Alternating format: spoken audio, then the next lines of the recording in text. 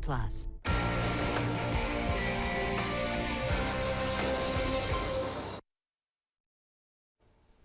Coming up, we're still waiting for the rain to change to snow across the mountains. Dedicated to Eastern and Southern Kentucky, this is WYMT Mountain News at 11. Good evening, I'm Steve Hensley. Rain is changing to snow from west to east across Kentucky tonight, and roadways will likely get slick in the next few hours. Our severe weather alert day continues. Meteorologist Evan Hatter joins us now with more on when that changeover is expected. Evan? That's right, Steve. Good evening. It looks like that changeover will be happening shortly across our far western counties and a little bit later on into the overnight for the rest of us. I-64 at Moorhead right now, you can see the soggy conditions we've got. In fact, the warm air and the rain has melted much of what snow we had left from Sunday there on the grassy surfaces. Notice not a lot of traffic out there, which is a good sign, because once this cold air begins to dive into the region, it's going to stick around for a while. I-75 at London, not a great scene. It's not a great view at night that often anyway, but we've had a lot of fog around the area, especially into the Cumberland Valley tonight. We've eased some of that back, but visibility here in Hazard just 5 miles, 3 miles London, just 1 mile in Harlan, and now 1 mile into Williamsburg as well. So it's been a foggy evening around the area. We're going to start to see, though, those cold temperatures working in. It's already at freezing in Lexington, but we're still in the 40s across our western spots. And if you look closely, if you look into portions of Menifee and Powell counties, a couple of pixels of blue starting to show up in that green, indicating that we may be starting to see a switchover before too long, and now it's actually moved into Estill County, that particular blue spot. But everything here west to east, and you see the progression of the colder air as it continues to push on in. So we'll be seeing that switch over later on tonight. You'll definitely want to see that. Grab that WYMT weather app. Go ahead and scan that code with your phone real quick, and you'll have that link to download our app from the Google Play and the Apple app stores. I'll have the latest on what it looks like for the overnight and how cold we could get tomorrow coming up in just a few minutes. Steve? All right, Evan, thank you very much. Well, those roads are just wet right now, but that will likely change soon. WYMT's Zach Hawk has been keeping an eye on the road conditions in Perry County. He is live with the latest. Zach? Yeah, that's right, Steve. So it's unlikely road crews are going to be able to keep the roads completely clear of ice thanks to all this rain we've gotten today. But I can tell you that right now is about the time that anybody who's out and about should be cautious.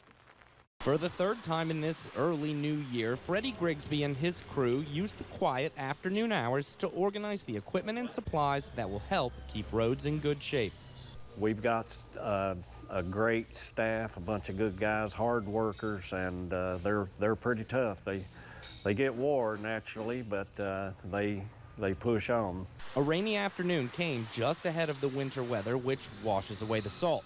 The temperatures after dark complicated plans even more. After about 28 degrees, it doesn't work as well, and then when it gets down any colder, it just doesn't work. Heading into the overnight hours, officials are hoping the crews can keep up with snow and ice, but urge caution for morning commuters. Yes, it will be dangerous in the morning. We'll be out very, very early, but we'll not be able to get to everything by the time everybody needs to commute. So roads will be very hazardous in the morning from the weather report that we're getting right now. Officials say with any storm or even just the threat of ice, it is helpful to have clear roads to work. But if you absolutely have to be out, leave with enough time to allow yourself plenty of time to get there, and be careful. With below freezing temperatures, roads might remain dangerous well into Thursday. So it's just raining right now, but as I've been standing out here, I can feel the temperature dropping and I see my breath on the air a little bit more. So I'm thinking that this rain will change to snow pretty soon.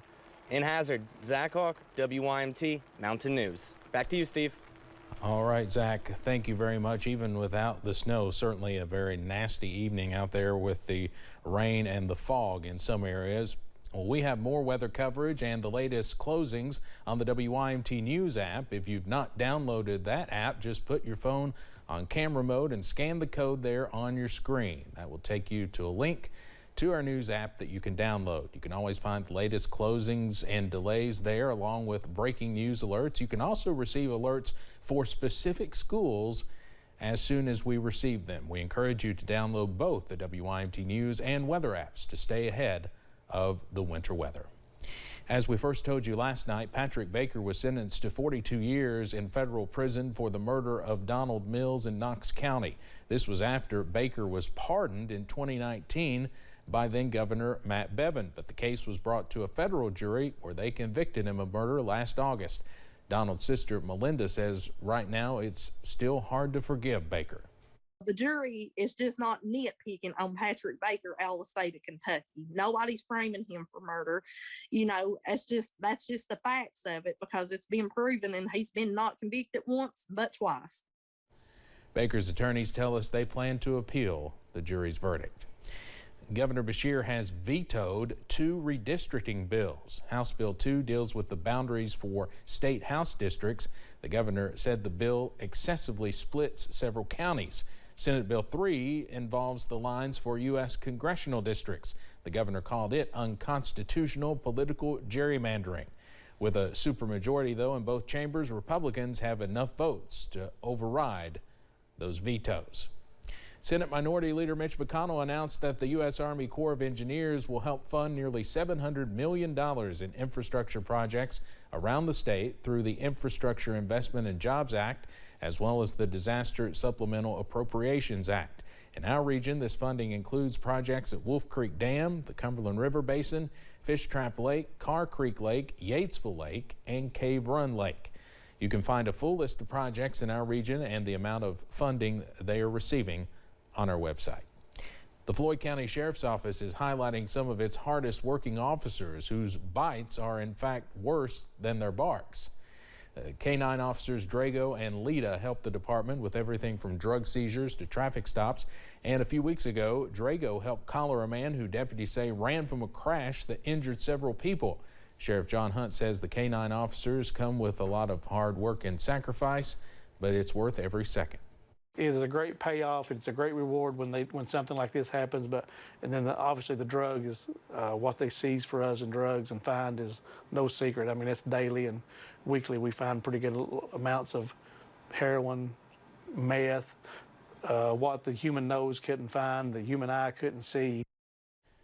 Hunt says he is proud of his K-9s and their handlers, and he believes they are a big asset to the county. The COVID-19 positivity rate continues to climb as daily COVID case counts remain well above 10,000. The state reported 12,583 new cases today, bringing our case total to 1,027,069. There were 25 new deaths reported as well, putting the Commonwealth's death toll now at 12,639. The positivity rate is at a record 30.77%. Antigen tests commonly used to detect COVID-19 in children are not up to par.